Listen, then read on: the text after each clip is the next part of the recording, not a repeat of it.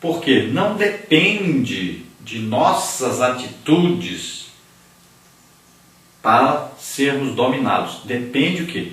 De nos deixarmos dominar pelo Espírito Santo para que Ele nos ajude a vencer. Olha aí. O grande problema das pessoas é que eles querem vencer o pecado sozinhos, por sua própria capacidade. É a mesma coisa a pessoa tentando aí seguir os mandamentos, né? Nunca vai conseguir cumprir todos. As pessoas que andam debaixo da lei são assim. Vivem tentando, dizendo que estão cumprindo a lei, cumprindo todos os mandamentos e nunca conseguem. Estão se condenando, na verdade. Assim é o crente que quer vencer sem a ajuda do Espírito Santo. Ele não se deixa dominar pelo Espírito Santo e quer vencer o pecado sozinho. Para dizer, eu venci, eu sou forte, eu consegui. Não adianta. Desse jeito não vai conseguir. Tem que deixar-se dominar pelo Espírito Santo. Tem que se colocar debaixo da autoridade do Espírito Santo. Ele é que vai nos ajudar, nos orientar para que nós possamos vencer. Então, devemos ser o quê? Dependentes do Espírito Santo para vencermos esses desejos carnais. Então, é a aproximação do Espírito Santo que nos vai fazer fortes para nos afastarmos do pecado. Olha aí. Quanto mais próximos de Jesus, né? Olha lá a personalidade de Jesus, né?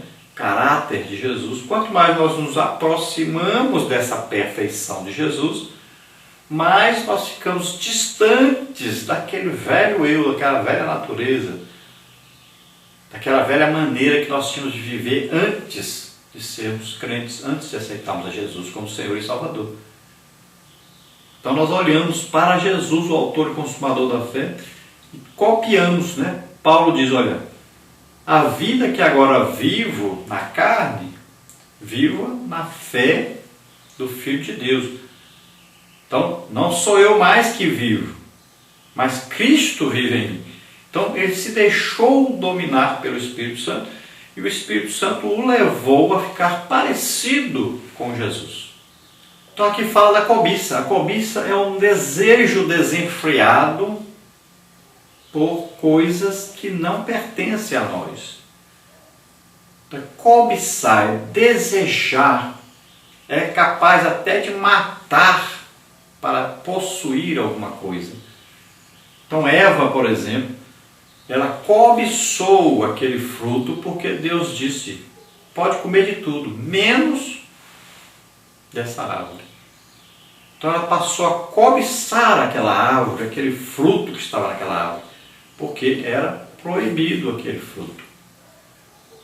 Então, é o desejo por uma coisa proibida.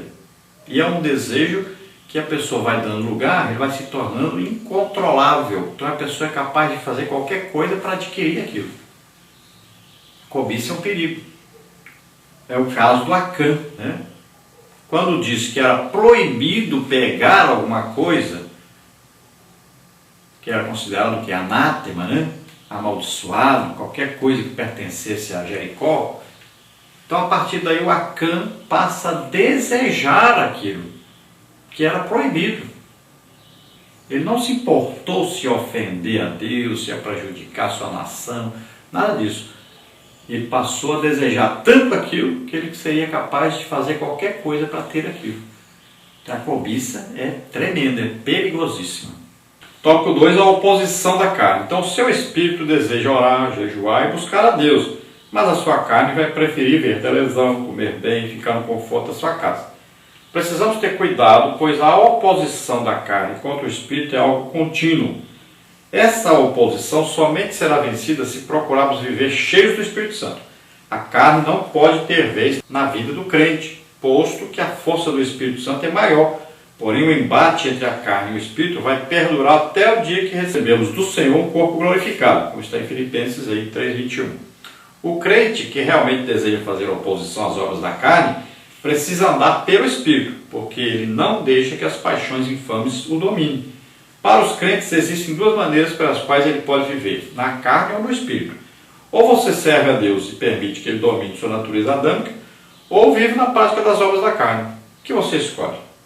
Então olha aí, a oposição à carne. Então nós vivemos uma vida de oposição o tempo todo. É uma luta constante, uma luta interna, que nós mesmos é que temos que decidir quem vai vencer.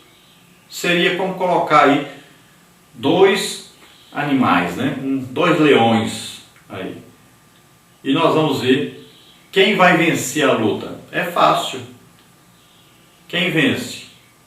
Aquele que está mais bem alimentado. Até se conta um caso de um homem com dois cães, né? Um preto e um branco. E ele colocava esses cães para brigarem e fazia apostas. Mas ele sempre ganhava a aposta. As pessoas apostavam, olhavam para os cães assim, né? Ele colocou um cão branco, bem maior do que o cão negro, e sempre quem ganhava era aquele cão negro, não era o branco. E as pessoas ficaram admirando, mas como é que ele acerta? Como é que pode? O cão é menor do que o outro, como é que ele ganha? Então, até que descobriram, quando colocava os dois para lutarem, ele antes, uma semana antes, ele começava a parar de dar alimentação para aquele cão branco, que era maior. Então, na hora da luta, o cão negro estava bem alimentado e vencia a luta. Então, o segredo era esse. Agora, sua vida é a mesma coisa. Quem você está alimentando melhor? A carne ou o espírito? Se você não estiver lendo a Bíblia, estudando a palavra de Deus, congregando, fazendo a obra de Deus, jejuando, orando, como é que você vai vencer a carne? Você precisa alimentar o seu lado espiritual. A sua alma precisa de Bíblia, seu espírito precisa de oração, o seu corpo precisa de jejum. Aí você vai vencer.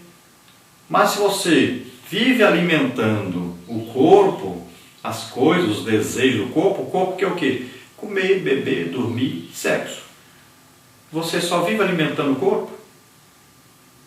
Não tem jeito do espírito vencer. Então você passa o tempo todo na televisão, na internet, comendo exageradamente. Então você vai só dando espaço para as coisas da carne. Não tem jeito. Você não vai ser um crente espiritual, vai ser sempre um crente carnal. Então você deve ver aí um equilíbrio, né? Você deve sempre buscar a alimentação maior para a parte espiritual. Dedicar mais tempo à parte espiritual. Aí sim, você poderá ser guiado pelo Espírito Santo. Por isso que a Bíblia diz, orai sem cessar. Todo o tempo que você estiver aí disponível, ore. Leia a Bíblia, coloque a Bíblia aí no seu celular. Leia a Bíblia. Todo o tempo que tiver, ao invés de estar fofocando na internet, leia um pouquinho, leia a Bíblia. Procure ler a Bíblia todo ano, leia a Bíblia todinha, todo ano, é importante isso. Leia a Bíblia em casa junto com a família, na hora do almoço, na hora da janta, sempre leia a Bíblia. Então, alimente a parte espiritual e você será um crente espiritual. E lembre-se que essa luta sempre vai existir na sua vida até o dia do arrebatamento da igreja ou até o dia que você morrer. Parte 3, fruto do Espírito, um chamado para a santidade. Tópico 1, o que é fruto do Espírito? Tópico 2, os frutos provam a nossa verdadeira santidade. Tópico 3, a santidade que o Espírito Santo gera em nós. Então, tópico 1, o que é o fruto do Espírito? Segundo o dicionário bíblico Wycliffe, o fruto do Espírito são os hábitos e princípios misericordiosos que o Espírito Santo produz em cada cristão. Esses hábitos e princípios são o resultado de uma vida de comunhão com Deus. De acordo com Romanos 6,22, depois de liberto do pecado, o crente precisa desenvolver o fruto do Espírito. Os dons espirituais são dádivas divinas, mas o fruto precisa ser desenvolvido, cultivado. O Espírito Santo desenvolve o seu fruto em nós à medida que nos aproximamos de Deus e procuramos ter uma vida de comunhão e santidade. Então veja só, fruto do Espírito é um só, como se fosse uma laranja com 9 gomos. Então o fruto do Espírito tem aí 9 qualidades. Veja só, eu até coloquei aí um desenho direitinho para você entender bem. Então, esse fruto é colocado em nós no dia que nós aceitamos Jesus como Senhor e Salvador. Então nós não vamos fazer nada de nós mesmos, não é a nossa capacidade. É à medida que nós damos lugar, deixamos o Espírito Santo nos dominar, é que essas qualidades vão aparecer nas nossas vidas. Então não tente fazer sozinho. É o Espírito Santo que tem que estar no controle. À medida que nos deixamos dominar por Ele, essas qualidades vão aparecendo, vão sendo desenvolvidas em nosso caráter, em nosso proceder, né, durante a nossa vida cristã. Então esse fruto do Espírito é concedido por Deus a nós, mas na dependência do Espírito Santo, nós vamos sendo dominados pelo Espírito Santo e essas qualidades vão sendo desenvolvidas. Olha, o dom do Espírito Santo também existe um desenvolvimento, olha só. Você recebeu um dom do Espírito Santo. Vamos que você recebeu um dom de cura.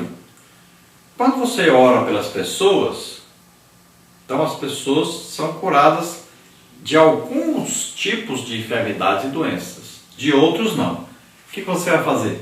Você vai orando e pedindo: Deus, me usa agora para curar tal doença. Ô Espírito Santo, me concede que eu ore por tal doença, tal enfermidade seja curada também. Então o que acontece? Você vai sendo usado para outros tipos de doenças e enfermidades também.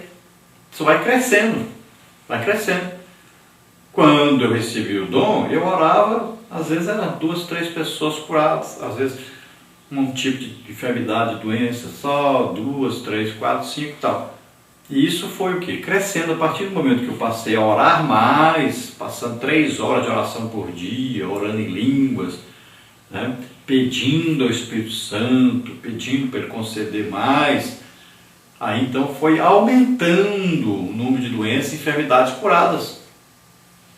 Quando começou, dificilmente um caroço sumia. Hoje já é assim, 20, 30 caroços que desaparecem durante a oração, sempre.